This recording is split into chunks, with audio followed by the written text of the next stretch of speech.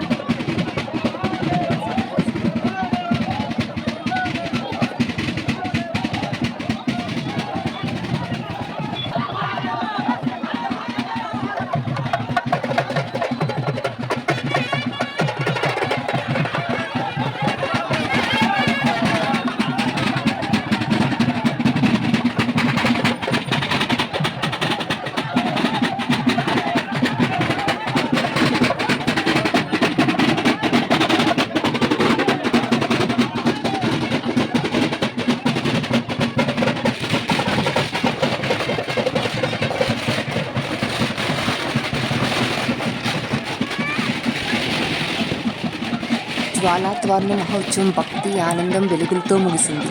ఇప్పుడు భక్తులు పరమశివుని ప్రతిమను ఘనంగా దేవాలయానికి తీసుకువెళ్తున్నారు. ఓం నమఃశివాయ నినాదాలతో గగనం మారుమోగుతుంది. ప్రతి అడుగులో భక్తి కదలిక, ప్రతి చూపులో ఆనందం కనిపిస్తుంది.